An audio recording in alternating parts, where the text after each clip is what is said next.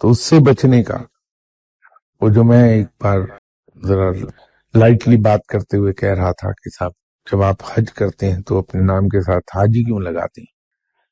اگر حاجی لگانا ضروری ہے کہ آپ نے حج کیا ہے، ایک فرض عبادت پوری کر لی آپ نے، اس لیے حاجی ہو گئے،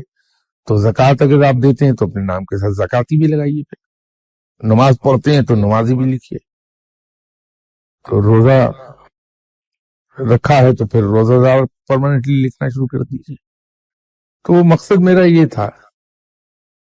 کہ وہ تو ایک فرض عبادت ہم نے پوری کی، اس فرض عبادت کو پوری کرنے کا ڈھنڈورا ہم پیٹ رہے ہیں اپنے نام کے ساتھ لگا کے، جبکہ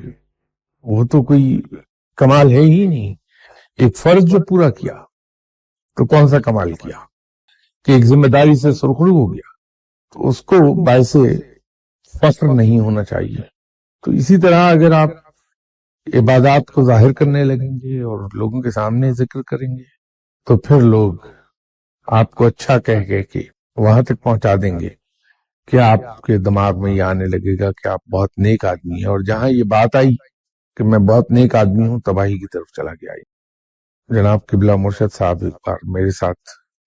پشاور گئے تھے، تو رات ہم ہوٹل میں ٹھہرے،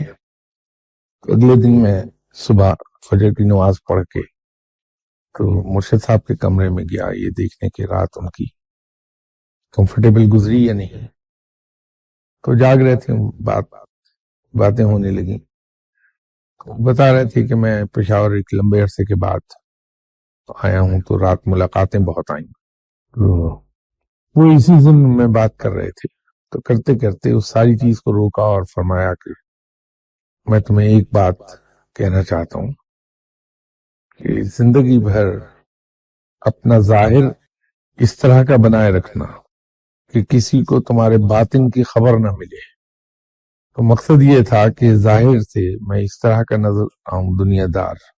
کہ کسی کو یہ کبھی شبہ بھی ہو نہ پائے کہ میں عبادت بھی کرتا ہوں۔ تو میری گزارش آپ سے بھی یہی ہے، اپنا ظاہر ایسا بنا رکھیے کہ آپ کی عبادات اور آپ کی پارسائی اور آپ کی نیکی کا کوئی ہلکا سا بھی کلو وہاں سے نہ ملنے پائے کسی کو۔